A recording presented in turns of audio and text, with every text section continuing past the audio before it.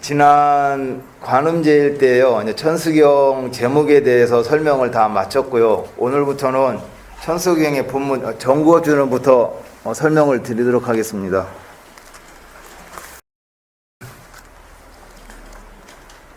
의식집 7페이지 보면은요,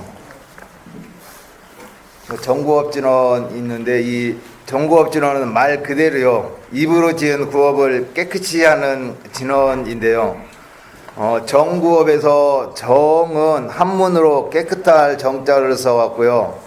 정에는 깨끗이 하다, 맑히다, 청정케 하다라는 의미가 있고요. 구업에서 구는 입구자를 쓰고, 업은 업업자를 써왔고요. 입으로 지은 업을 말하는데, 먼저 이 업에 대해서 설명을 드리면은요, 업은 산스크리트어로 까르마예요.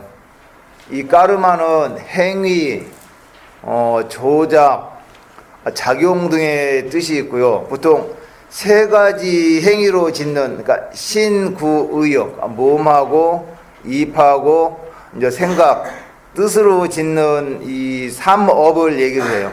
삼업 가운데 신업은 몸으로요, 동작을 통해서 짓는 업이 신업이고, 구업은 입으로 말하는 것을 통해서 짓는 업이고, 의업은 생각하는 뜻으로 짓는 작용을 의미하는데요. 저희들이 일반적으로 업이라고 이렇게 얘기할 때는 이 업을 좀 부정적인 의미로 생각을 해갖고요, 길하지 못한 것, 아니면 무언가 잘못된 것으로 이렇게 생각하시는 분들이 많은 것 같아요. 그래서 그런지 불교사전을 찾아보면은요, 불교사전에 보면 이렇게 업이라 설명이 되어 있고, 마지막 구절에요, 악업만을 단순히 업이라고도 한다라고 이렇게 또 그 정의가 되어 있더라고요. 근데 실제로 그 업이라고 할 때는요, 악업뿐만 아니라 많은 종류의 업들이 있어요. 그래서 이제 보통 10선업, 10악업으로 이렇게 분류를 하는데요. 선한 행위에서, 신구의로 선한 행위에서 행동을 했으면은, 거기에 따라 선한 결과가 나타나면은 이제 선업이 되겠고요.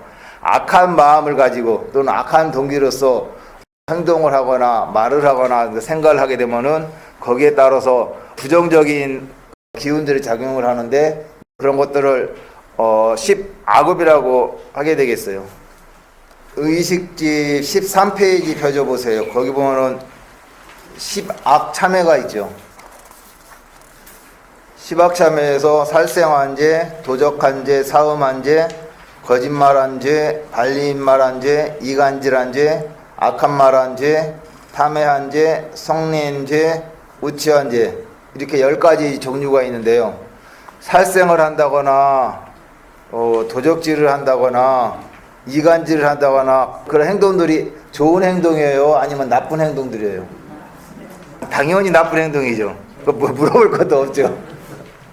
그러니까 이렇게 나쁜 행동을 하게 되면은 거기에 따른 나쁜 결과가 나타나기 때문에 10악이라고 이렇게 얘기를 하고 있는 거예요. 그리고 이러한 10악 가운데 처음에 3개예요. 살생한 죄, 도적한 죄, 이 사음한 죄는 몸으로 행한 이 나쁜 행동이요. 그래서 거기에 따른 나쁜 결과에서 몸으로 지은 업이 되겠고요. 거짓말한 죄, 발림말한 죄, 이간질한 죄, 악한 말한 죄, 이거는 입으로요. 입으로 나쁜 말을 해서 지은 구업이 되겠고요. 마지막에 3개, 탐해한 죄, 성낸 죄업, 우치한 죄는 이 뜻으로요, 생각으로 지은 이 의업에 해당이 되겠어요. 그래서 천수경에서 이제 처음으로 송을 하는 이 정구업진원은 이 10악 가운데서 거짓말한 죄업, 발림말한 죄업, 이간질한 죄업, 악한 말한 죄업, 이렇게 입으로 지은 이 4가지의 이 구업을 깨끗하게 정화를 하는 이 진원이 이 정구업진원이 되겠어요. 이 10악 참회에 대해서는 이제 다음에요, 이 뒷부분에 이제 설명을 할 때 자세히 설명을 드리고요. 다시 앞으로 7페이지 정구업진원으로 가고요. 정구업 진원할 때 이 정구업은 조금 전에 설명드린 대로요. 이 구업 입으로 지은 이 네 가지 제업들을 깨끗이 하는 이 진원고요. 진원이라고 할 때 이 진원에 대한 뜻은 여러 번 반복해서 설명을 드렸기 때문에 이제 다들 하실 거라고 그렇게 생각을 해요. 그리고 이 진원은요 번역을 하지 않아요. 근데 요즘에는 이 단순히 이 진원을 그냥 진원의 소리만 암송을 하는 게 아니라 이 진원의 뜻까지 이제 번역을 해서요. 그 뜻을 이해하면서 암송하는 경향으로 많이 바뀌고 있는 듯해요. 이 진원을 번역하지 않고요. 그냥 그 소리로서 낭독하는 데에는 여러 가지 이유가 있는데요. 이 진원이 그 여러의 참된 그 말이기 때문에 다른 언어로서는 번역할 수 없다라는 그런 의미에서 번역하지도 않고요. 또 하나는 이 단어 하나에, 산스크리트 용어 이 단어 하나에 많은 뜻을 담고 있어요. 근데 그 많은 뜻을 담은, 그러니까 비슷하거나 똑같은 의미를 담은 다른 나라의 말의 단어로서는 그걸 또 옮기기가 힘들거든요. 그렇기 때문에 이제 번역을 하지 않는 경우가 있고요. 또 따라서는 이 번역할 말이 없어요. 거기에 해당하는 다른 나라의 어떤 단어, 용어들이 없기 때문에 번역을 하지 않는 경우가 있어요. 근데 제 생각에는요, 이 산스크리트 한 단어에 많은 함축적인 그 의미가 담겨 있어갖고요, 이제 번역하기 힘들고, 그 의미를 풀어서 이제 번역을 하게 되면은 이 진원의 의미는 이해를 할 수가 있는데요. 풀어서 이제 그러니까 설명을 하다 보면은 진원의 내용이 길어지잖아요. 길어지게 되면은 이 진원을 암송하고 독송하는데 그러니까 음률이 맞지가 않아요. 음률이 맞지 않다 보니까는 불편함이 있고요. 그렇기 때문에 그냥 소리로 독송하지 않나라는 생각이 들고, 또 이 진원에 보면은 의성어나 의태어가 많이 들어 있어요. 신묘장구 대단한에서도 이제 보면은 이 중간에 호로호로 마라호로 하레 바나마 나바에서 사라사라 시리시리 소로소로가 있죠. 근데 이 사라사라 시리시리 소로소로가 개울물이 흐르는 소리라고 해요. 근데 저희 한국에서는 개울물 흐를 때 어떻게 흐른다고 하죠? 졸졸졸졸 다 하시네요. 근데 이 산스크리트어로 사라사라 시리시리한다 아니면서 서로서로가 개음을 흐르는 소리라고 하는데 그걸 어떻게 이제 번역을 하겠어요? 한국말로 졸졸졸졸이라고 번역을 해놓으면은 그 부분을 독서하는 데 있어서 좀 의미가 이상해지잖아요. 이처럼 진원에는 번역하기 어려운 단어들이 많이 있기 때문에 번역하지 않고 그 소리에 따라 독송을 하지만은요, 그 의미를 알고 독송을 하게 되면은 이 진원이 더욱더 큰 힘을 발휘를 할 수가 있어요. 예를 들어 조금 전에 설명드린 이 졸졸졸졸 시냇물 흐르는 의태어 아니면 의성어 이 소리가요, 저희들 여름 시냇가라는 노래에 많이 나와 있죠. 여름 시냇가 노래 어떻게 되죠? 시냇물은 졸졸졸졸 고기들은 왔다 갔다 바들 가진 안들안들 꾀거리를 꾀걸꾀걸 하잖아요. 한번 노래 불러보세요. 시냇물은 졸졸졸졸 고기들은 왔다 갔다 버들 가진 한들한들 꾀꼬리는 꾀꼴꾀꼴 이렇게 하는데요. 여름철에 한참 더울 때 이 시냇가의 풍경을 생각을 하면서 이 노래를 부르면은 시냇가에 가지 않더라도 마음이 시원해지죠. 그래서 이 여름 이 시냇가 노래를요, 더위를 식히는 진원이라고 한번 생각을 해보세요. 산스크리트 진원도 마찬가지예요. 이런 형식으로 이제 구성이 되어 있는데 이 더위를 식히는 여름 진원이라고 생각을 하고, 저희 한국에서 더위를 식히는 진원으로 이 여름 시냇가 이 노래에 맞춰갖고 개성을 암송한다고 생각을 해보세요. 그런데 이 더위를 식히는 진원을 미국 사람에게 알려줬어요. 그래서 미국에서 한참 이제 그 날씨가 더운데 미국 사람에게 이렇게 시냇물은 졸졸졸졸 고기들은 왔다 갔다 버들 가진 한들한들 꾀꼬리는 꾀꼴꾀꼴 하고 이렇게 애우러 암송하라고 시켰어요.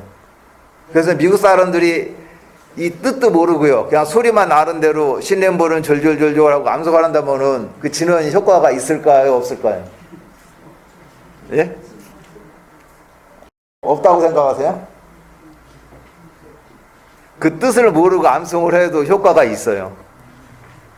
왜 그러냐면은 그 암송을 할 때요. 미국 사람이 이제 생각하기를 더위를 식히는 진원이라고 얘기를 들었고요. 그리고 진원이라고 할 때는 그 진원이 부처님의 그 참 말씀이라는 그런 의미를 담고 있잖아요. 그러니까 그 뜻은 모르더라도 시냇물은 졸졸졸졸 고기들은 왔다 갔다 버들가지는 한들한들 이렇게 암송을 하게 되면은 내가 이렇게 부처님의 그 진원을 애움으로써 거기에 대한 효과가 나타날 거라는 그 믿음이 있기 때문에 그 다음 믿음으로써 이 효과가 나타나거든요.